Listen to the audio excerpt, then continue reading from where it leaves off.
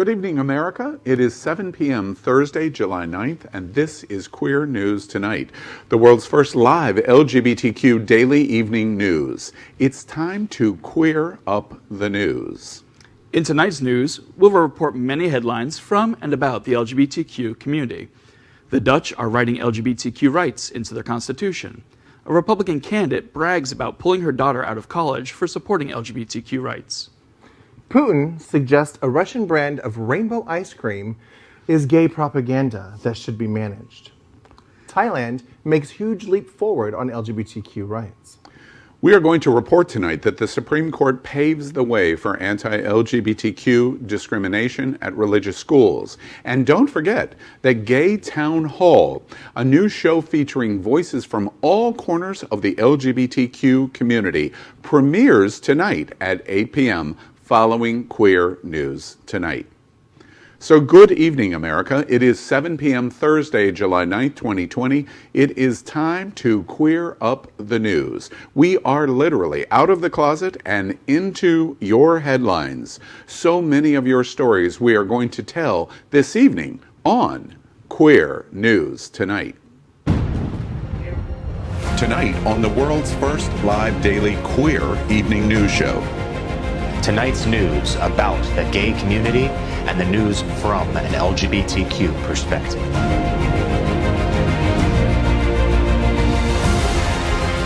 Are our gay stories important to you? In headlines, politics, entertainment, gay culture, travel, religion, and more.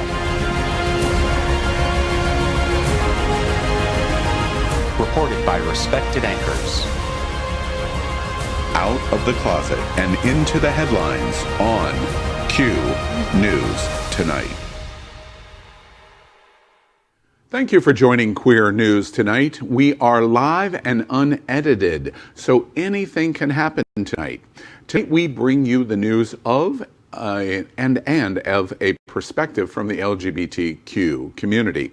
Be sure to stay tuned as we bring you amazing good news stories, even despite coronavirus pandemic. I'm your anchor, Al Ferguson. This is my guest anchor, Misty Eyes, and guest anchor, David Hopkins. So let's queer up the news.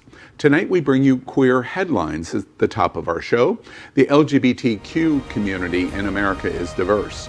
The LGBTQ community around the world is vast, and tonight we bring you a bullet point of the queer news for today, Thursday, July 9th, 2020. We begin by queering up the USA. We report that Trump loses a battle on financial records for the moment. Watch this.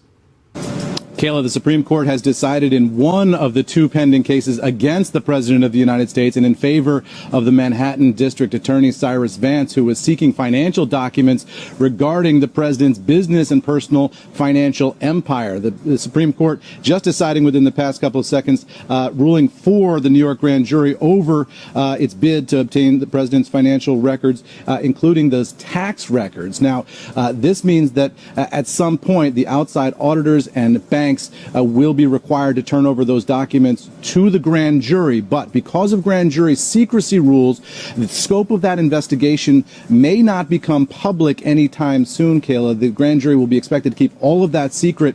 The tax returns, financial documents, and everything else that they are able to obtain now as a result of the Supreme Court ruling will go into the investigative process, and the public will only see those at some point in the future if there is an indictment or some kind of criminal proceeding. The President had argued this was simply presidential harassment and that local district attorneys should not be able to subpoena these kinds of records from a president while he was in office. They had suggested the president was entitled to a temporary immunity during his term in office. The Supreme Court, Kayla, though, disagreeing and siding with the Manhattan district attorney this morning. We're waiting on one other. In the news that broke earlier today, the Supreme Court ruled that New York prosecutors could go after Trump's financial records, as he was not immune like the president's attorneys had tried to argue. In the very significant 7-2 decision, it does come with a caveat, however, that instead of forcing action today, the court kicked the case back down to a lower court, as they said Trump's lawyers had the right to present a different defense to the subpoenas. In the case of the House subpoenas, they, for the moment, blocked stopped Democrats from obtaining the records, but also sent the case back down to the lower courts as well. President Trump, for his part, has been tweeting for hours now that he is very upset about the rulings. I completely agree with the Supreme Court in this one. Both the House and the President were using very unusual arguments to try and get the subpoenas without actually arguing the case on why they should or shouldn't have to provide the information. As I'm sure we'll see the court documents, the tax documents soon, but it may take a little bit. I also love this story. I'm a firm believer that it takes a good follower to be a good leader, and he should be leading by example. I definitely agree he is not immune. No. The most important aspect of this is not whether we're going to get to see his tax returns or not. It is going to be the pressure that we place publicly on the president and the campaign in the next 117 days before the election. We queer up the USA by reporting tonight Atlanta mayor tests positive for COVID-19 after waiting days to be tested. Watch this. I know that there was a positive test result in my house. And I share that with you because as we talk about corona and we talk about the need for us to get to the other side of this, we will never get to the other side of this if we can't perfect the basics. We've been testing for months now in America. The fact that we can't quickly get results back so that other people are not unintentionally exposed is the reason we are continuing in this spiral with COVID-19. But what I would like to see from our state is some consistency. I specifically asked our governor about allowing Atlanta to go forward with mandating masks in our city. He refused. Other cities have taken the approach that they are going to defy the governor's executive order. And Savannah has done it. Some other cities have done it. And Atlanta is going to do it today because the fact of the matter is that COVID-19 is wreaking havoc on our city, specifically Black and brown communities with the higher death rates. And we will never be able to reopen our schools and our economy if we don't take some responsibility for what we can do as leaders to make sure that people aren't exposed to this virus. Atlanta Mayor Keisha Lance Bottoms was tested positive for the coronavirus. She announced on Twitter on Monday, COVID-19 has literally hit home. She tweeted, "I have no symptoms and have tested positive." More local and state leaders on Monday embraced new restrictions aimed at curbing the spread of the coronavirus as the United States entered its 28th day of reporting record-high average infections. Elected officials have called the rush to reopen a mistake. She is set for a standoff with the governor over the issue of masks, who says masks should not be mandated. Yes, and as she said in the interview we had the clips of, she didn't get her results back from her test after 8 days and had to go for a rapid response test. And in that time, she had met with many government officials from Atlanta and possibly exposed them. All right, children, pay attention.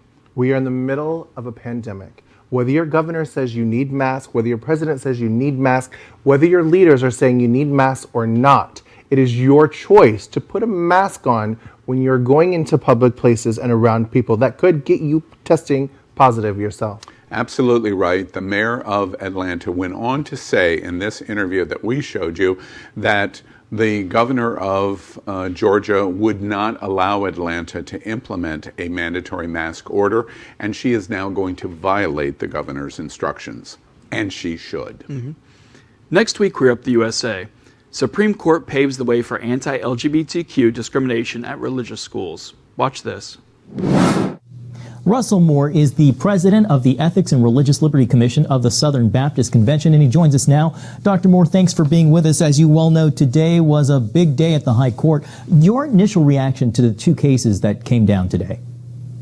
Well, I'm overjoyed, and I'm really bothered when I hear people say this is a victory for religious people, as though it's a defeat for non-religious people. This is a victory for all Americans, because the principle of religious freedom applies to everyone, and a government that's big enough to restrict religious freedom is a government that can do anything. So this is good news for everybody. In a decision that undermines LGBTQ teachers at religious schools, The U.S. Supreme Court has affirmed for Catholic schools an expansive ministerial exemption in hiring practices under civil rights law. In the 7-2 decision issued on Wednesday, U.S. Associate Justice Samuel Alito writes religious institutions have the authority under the First Amendment to make employment decisions for teachers who educate in faith matters consistent with their religious beliefs, even if that would be considered unlawful discrimination at secular places of employment, such as anti-LGBTQ discrimination.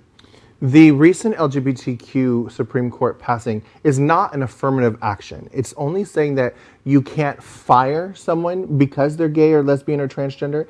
It doesn't say anything about you must hire them. This story does not surprise me at all. Christians, you don't have to hire anybody you don't want to hire. It's interesting to me, however, how this story will modify in years to come. In 1968, Supreme Court theoretically could have ruled a religious exemption if religious community wanted to discriminate against black. That is unimaginable today. We will get to the point where the Supreme Court will come to the exact same conclusion on LGBT issues. Well, from what I understand, this ruling actually would open up religious institutions for they basically makes them exempt from hiring laws. So if they feel that somebody being black is a religious exemption, they have that. Ooh. Next, we queer up the world. Brazil's Jair Bolsonaro refused to wear a face mask because he thought they were too gay. Now, he's got coronavirus. Brazil's homophobic president, Jair Bolsonaro, reportedly refused to wear a face mask because he thought they were too gay. Before he tested positive for COVID-19, according to Brazilian newspaper Folha de São Paulo, earlier in the crisis, Bolsonaro had mocked advice to wear a face mask, telling his staff members who wore them that they were coisa de viado, a homophobic slur which means for the fairies. He appeared in public not wearing a face mask on a number of occasions, including while meeting foreign officials and members of the public, even as the virus began to spread throughout Brazil. Well, the news here for me was that on July 4th, the president of Brazil and the U.S. ambassador of the United States were together. Very famous photograph of both the ambassador's staff and the president's staff all sitting around a couch and all around themselves with no mask at all. So we're probably going to hear a lot more from this story. This is one of the most toxically everything world leaders there currently is. He's just a terrible person, and I feel for our community in Brazil who's having to deal with him. I'm also not a big fan of Jair. And I remember I think it was It's Happening Now, on one of my first times here back in early March, we brought up the topic of, does anybody want Trump to get COVID-19? And I said, I don't wish COVID on anything. And I still do not. However, when idiots are out there calling people faggots or homos because they're wearing masks and they don't believe in the need, I'm actually glad he got COVID-19. We continue in queering up Vote 2020 by reporting Democrats would still vote for Joe Biden if he shot them on Fifth Avenue. In a callback to simpler times, before the unprecedented global pandemic and nationwide civil unrest, supporters of Democratic presidential candidate Joe Biden have co-opted a notorious joke made by President Trump 4 years ago on the campaign trail. Quote, Trump said, I could stand in the middle of Fifth Avenue and shoot somebody, and I wouldn't lose any voters. Okay? Trump said, mimicking firing a gun with his fingers, but now Biden supporters are co-opting the joke on Twitter, saying, and I quote, Joe Biden could shoot me in the middle of Fifth Avenue, and I would apologize to him for using up one of his bullets. Yeah. Shoot me on Fifth Avenue, right in front of Trump Tower, so I can bleed on the carpet there. Wow. I would not apologize for taking one of his bullets, but I would definitely 100% still vote for him. It wouldn't surprise me at all that this was launched by some gay guy on Instagram. It's that funny. Mm-hmm. Next week, Queer Up Health. Dr. Birx participates in virtual International AIDS Conference. The coordinator of the White House's Coronavirus Task Force is participated in the 2020 International AIDS Conference that's taking place this week. Dr. Deborah Birx, during a pre-taped interview with Liz Schreier, president of the U.S. Global Leadership Coalition, a group that promotes American diplomacy and international development efforts, that was shown on Tuesday, drew parallels between the fights against the coronavirus and HIV/AIDS pandemics. Birx discussed public health messaging around the pandemic, noting it doesn't help to keep saying the same three things over and over again if people aren't hearing you and being able to apply that to their lives. Birx also said that countries that have had the highest COVID-19 mortality rates has surprised her, including the USA. You know, unfortunately, I am not surprised at all that the USA is way up there. Other countries, when they have done their mandatory COVID-19 quarantine, it is literally a lockdown. Ours was a, hey, maybe you should stay home lockdown. You know, we have been reporting on COVID since the launch of Queer News Tonight on January 6th of this year. We've done countless stories on it. We have reported right from the very beginning that the United States is the epidemic's ground zero. It's actually come down a little. We were as high as 33% of world cases and deaths. We reported tonight approximately 25%, but that is only because of Russia, Brazil, and Africa. So we have a lot still to make up in the United States. It's very much a cultural thing here in the U.S. If you go to Southeast Asia, especially like Japan, flu season, everyone wears a mask. Same thing with China. So while there were breakouts, especially in China, they got it under control pretty quickly because when they're told to wear a mask, they just do it. For some reason here in America, we just do not want to do it. Next week, we're at business. United has announced 36,000 layoffs. Airline industry verging on collapse. A wave of layoffs seem to be coming in the airline industry, with United Airlines warning employees that it may have to furlough nearly half of its U.S. workforce this fall. United told 36,000 employees on Wednesday that mass furloughs might be necessary because of continuing losses caused by the coronavirus pandemic and collapse in air travel. The warnings came during town hall meetings with employees. A senior executive told the Wall Street Journal that mass furloughs would be a last resort. We queer up entertainment tonight by reporting that the gay woman at the helm of the new Star Wars series can hardly believe her own story. The next Star Wars TV series will be spearheaded by a gay woman, Russian doll creator Leslie Headland.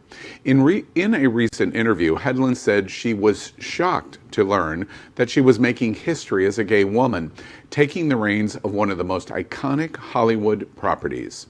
She said, quote, "It's shocking to hear that to me," she said, "although I know it's true because there are so few of us that are allowed to sit at the table, so to speak, and many, many more that are still not allowed. It's an honor in the sense that I feel incredibly grateful and lucky." She continued, adding that a lot of the business is just luck. Next week, Queer Up Vote 2020. Republican candidate brags about pulling her daughter out of college for supporting LGBTQ rights. A Republican candidate for the U.S. Congress was caught saying that she pulled her daughter out of a college for a year of brainwash because the daughter supported LGBTQ equality, drawing laughs from the Tea Party crowd. Michelle Steele is currently on the Orange County Board of Supervisors, and she's running for California's 48th Congressional District. Video of her speaking at a Newport Mesa Tea Party in 2014 was released online this weekend. In 2017, she voted against funding for the Orange County Human Relations Commission. She also voted to block a report about hate crimes against LGBTQ people, immigrants, and minorities in the county. Next we queer up the world. Putin suggests a Russian brand of rainbow ice cream is gay propaganda, and that it should be managed. Anti-LGBTQ sentiment is hitting a fever pitch in Russia as President Vladimir Putin is now calling a rainbow ice cream gay propaganda.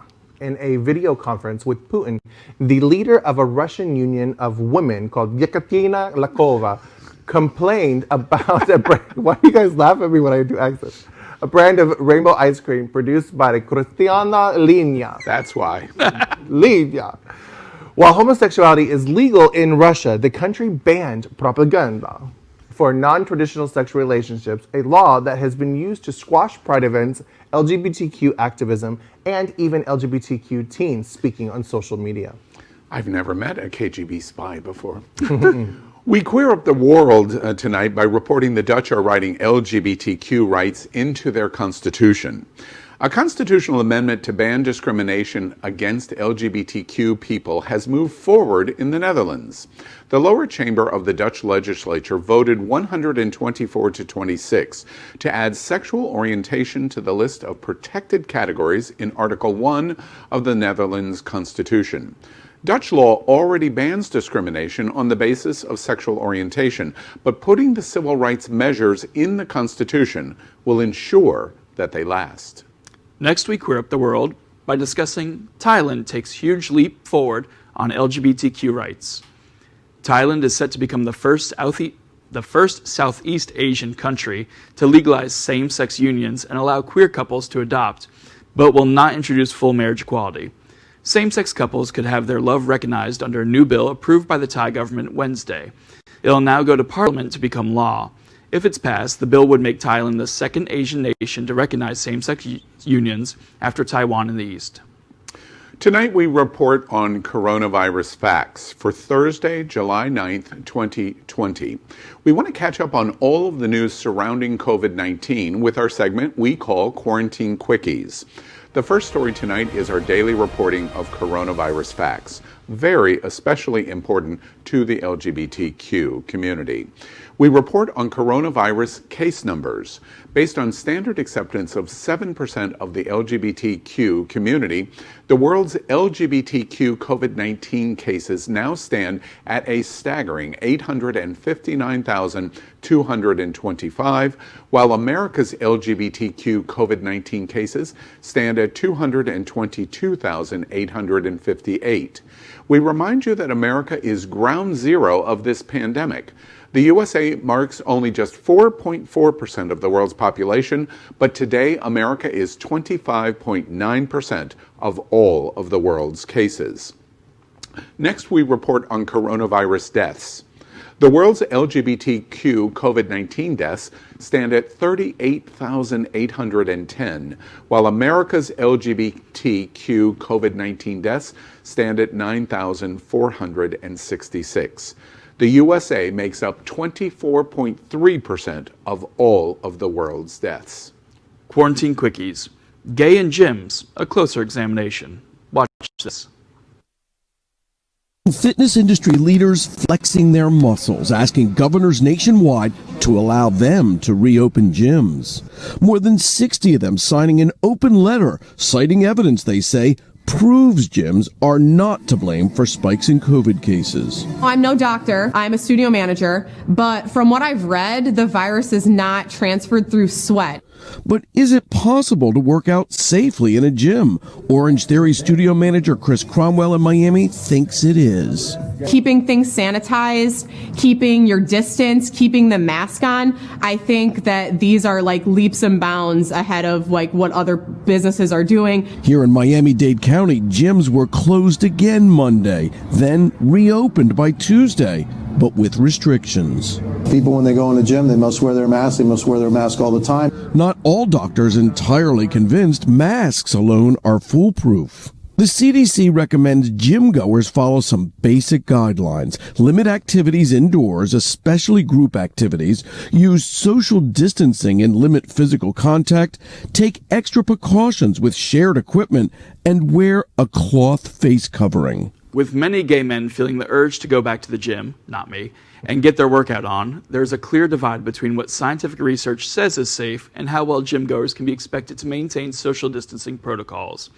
Doctors suggest for exercising at least a 12-foot distance between two people, and masks become all the more important, although some exercises can make wearing a mask a bit more difficult when compared to normal everyday activity. Wow, one of my masks that I have, it's hard for me to breathe through it without exercising. I can't imagine wearing a mask while I have to exercise. America, we had an interesting situation in South Florida this week where on Monday, the mayor of Miami announced the closure of gyms. And there was such pressure that the next day he said, okay, well, gyms can stay open, but you must wear a mask regardless inside the gym. And they reopened, but you must exercise with the mask on. I actually ride a bike to work, which is about 3.5 miles. And I have this wonderful mask made by a friend, which is double layer cotton with quilt padding in the back. It's quite thick, and when it's humid outside, it makes it tough to breathe. But if you want to be fit, you also have to be safe. Next, we have Quarantine Quickies. More LGBTQ people are experiencing depression and anxiety for the first time due to COVID-19. Watch this. Obviously, Pride's cancellation joins the list of almost everything canceled, so no. In that way, it isn't special, nor does it deserve special treatment. But the point is that it matters in ways not everybody realizes, especially for LGBTQ kids who are vulnerable, especially with COVID's forced isolation. For LGBTQ kids, that physical distancing and social distancing when schools closed was really particularly hard. Youth tend to come out to their peers first. So they tend to be out to their peers, either about their relationships or their name and pronouns first, and then at home. So they've sort of lost that social network. They lost that first safe spot and were then told to stay home. But for queer kids, what the current data tells us is that about a third of kids experience acceptance from their parents, which means that 2/3 either are staying closeted or are rejected by their parents. So they're leaving their supports and they're going into their homes where they may not feel supported in their identity. A new study shows that many members of the LGBTQ community are experiencing anxiety and depression for the first time because of the coronavirus pandemic. The survey of nearly 2,300 LGBTQ people found that, contrary to popular belief, the pandemic wasn't worsening depression and anxiety for people who already had it, but creating anxiety and depression in the LGBTQ community for those who were not previously experiencing anxiety or depression. This increase in anxiety and depression may be due to the stigma associated with being LGBTQ, as well as a higher chance to experience discrimination in COVID-related areas. This new survey is super significant because really right now in the United States, only 1 in approximately 10 have contracted COVID, which means if you extrapolate that to the LGBT community, the vast majority of us do not have COVID yet, which means the anxiety and fear that this survey study reports is true for 9 out of 10 in our community. It's something that we should face and discuss a lot in terms of the psychological and mental health issues related to COVID in LGBTQ. Similar to what was discussed in the video, for a lot of the LGBTQ community, we get our positive reinforcement in social settings where we're around others like ourselves. And now that we can't have those experiences and we're stuck at home, sometimes with homophobic family, it becomes a new terrifying world for a lot of people. I agree with you, David. I think, and I have said for years and years, the gay bars are the gay church, fellowship of like-minded individuals where we can come together and congregate with other people of the same mindset. I personally experienced great depression and anxiety in the beginning of the pandemic because soon after the pandemic hit, the Trump administration is what I'm looking for. Administration tried to erase transgender health care. And what if I have to go to a hospital and I'm dying of COVID-19? Like, yeah, well, we're not going to deal with her. That is a very real fear for a lot of our community. And a lot of trans people are discriminated just going to a regular doctor. What about an emergency room when a doctor's like, I'm not going to treat this person? Well, next we're going to queer up our segment that is called Good News. After we finish our quarantine quickies, we like to lighten it up. And can you understand why we make that choice? We've reported all of the statistics and facts for the day, but now we want to report on something that made us smile today in Good News. Good news. Older sister shaves hair and eyebrows to support younger sister of cancer. This beautiful video made its way around the internet today and brought a joyful tear to our eyes as a young woman displays the kind of unconditional love only a loving older sister can have, and that makes this good news. Watch. So, I shaved my head today for my sister, and she's sitting here because she thinks she looks ugly. So let me show you. These are meaningless, Gabby. Like, who cares about these? I don't care about them. I love you. You look beautiful, boo-boo.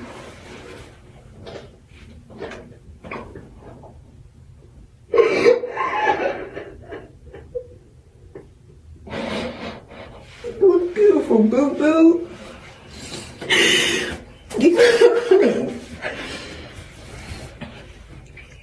These don't make you pretty. They don't make you. So, Don't trip. Because I'm going to go through this with you. It's always important to remember the good and bad times when it comes to any disease, and that's why tonight we're broadcasting from our studio set in the middle of the World AIDS Museum and Education Center. The museum is in Wilton Manors in Fort Lauderdale, Florida. We joke that we're coming from the gayest place on planet Earth. I don't know if you knew this, guys and girls, but next week is my birthday. Aww. And I ask you to go to my Facebook page and make a donation to the World AIDS Museum. Our LGBTQ charities are in great distress, and this is true for the World AIDS Museum. We would all be grateful for anything that you can do, and especially in sharing this appeal. We'd also like to thank tonight our set designer, Concepto Modern Living, here in Fort Lauderdale for making this set in this living museum possible. Before we finish in the big finish, I want to correct myself on something I said about the mental health issues in the study report. I said 1 in 10 in the LGBT community had contracted COVID. Actually, I meant 1 in 100. We end tonight's broadcast tonight with the big finish. These are short story mentions of LGBTQ news or news with a gay perspective. So here we go. First on queer news tonight, the big finish. First, New York City painted Black Lives Matter mural in front of the Trump Tower today. So if you didn't know, Trump's grandfather was German, and my favorite German word is Schadenfreude, because between the Supreme Court ruling today and this, Trump is having an epic temper tantrum today on Twitter. I think this is beautiful. I am super glad that this came to fruition. Trump recently tweeted that this would be hate speech, and I am so glad because I don't think this is hate speech. I think it's beautiful. Thank you both for making me laugh because I'm not going to deliver a joke. It's almost 5 years to the day Donald Trump came down that damn escalator at Trump Towers to announce he was running for president of the United States. Remember the scandal of him hiring a lot of people to attend as actors? They were mostly white people, by the way. Surprise. Well, 5 years later, that moment comes to an interesting bookend as the city painted a block-long mural that says Black Lives Matter in front of the Trump Tower and the famous escalator lobby. Fifth Avenue between 56th and 57th Avenue promises now for at least the balance of 2020 in COVID-19 pandemic, in BLM protest, in the lowest Proud to be American Gallup poll in the history of the poll, the block is guaranteed to become the #1 tourist attraction in New York. I know Lady Liberty and the 911 Memorial are happy with becoming #2 and #3 for just a little while. What's that I can hear? Over there on Broadway, the Les Mis, the cast, I think I hear them singing in Revolution. Can you hear the people singing songs of angry men? Today, I am very proud to be an American, and November 3rd, 2020 begins. I love New York. The big finish. NBA goes to Disney World. Is this where entertainment's going? Well, may the odds be ever in your favor. Okay, I don't get it. What's the NBA? But I do love Disney. It's basketball. It's all guys. I actually know my husband watches basketball. I'm just kidding, you guys. Okay, all right, great. Now we're going to get thousands of more people in Florida during pandemic. Nothing bad could come from this, surely. Hey, NBA, you just announced your season in the middle of the ground zero of this pandemic. What are you going to do next? We're going to Disney World. I think that's a good joke. The big finish. David Schwimmer confirms Friends reunion. I can't wait for David here. We're on a break. Oh, yay. The male Tory spelling is bringing back the most popular shitty show ever created, but they're canceling Sabrina. You know, to be honest with you, I would definitely watch this. I love Phoebe. Yeah, and Rachel. We were on a break. So no one told you life was going to be this way. Your job's a joke. You're broke. Your love life's DOA. It's like you're always stuck in second gear. Well, it hasn't been your day, your week, your month, or even your year, but I'll be there for you. When the rain starts to pour, I'll be there for you. like I've been there before. I'll be there for you. 'Cause you're there for me too. I love Friends. The big finish. RuPaul, oh, I'm in so much trouble. RuPaul never made eye contact unless she smelled an Emmy moment, says Drag Race legend Yvie Oddly. You know, I could make a joke on this, but we've discussed RuPaul a lot this week, especially in reference to bullying like this. When everyone's trying to stick a knife in your back, sometimes you need to be cold. Can we please do an episode where we don't talk about RuPaul? Geez, I know exactly how the girl feels. I'm on the set of Queer News tonight. I don't make eye contact with them. We don't want to look at the pink pastry. The big finish. Melania Trump statue set alight in Slovenia after a year of controversy. Wooden, stiff, a face blank of all expression. Yeah, looks just like her. That being said, I shouldn't pick on her, as I'm sure she tells her husband all the time, be best. I thought you were talking about Trump there for a moment. That girl is on fire! No, but in all honesty, my heart does go out to the most successful gold digger in American history. I do. I feel bad for her. She signed up for a lovely paycheck and got the first lady. That's a bit unfair, Misty. I am pretty sure people really want to tear down her husband instead. Mm-hmm. That will have to wait until November. That's it. The big finish. The big finish. France ditches the Minister for Attractiveness title after ridicule. So as part of production, I spent tortured hours scouring the internet for an appropriate picture for this headline. I settled on this picture of naked members of the French rugby team. I don't think they need to worry about the minister title.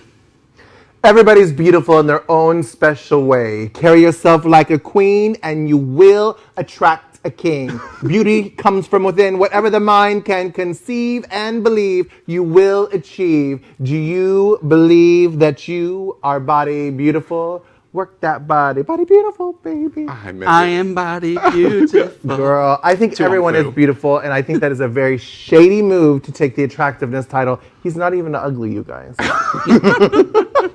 She's beautiful. It's a shame our president couldn't have caught the French much about being attractive through his position. I would have liked him to claim it. Oh, wait. Seriously. But I do love gay French men. I love their commitment to loving and food. And kissing. In that order. It's called sploshing. And that's today's news for the LGBTQ community on the world's first daily LGBTQ evening news show.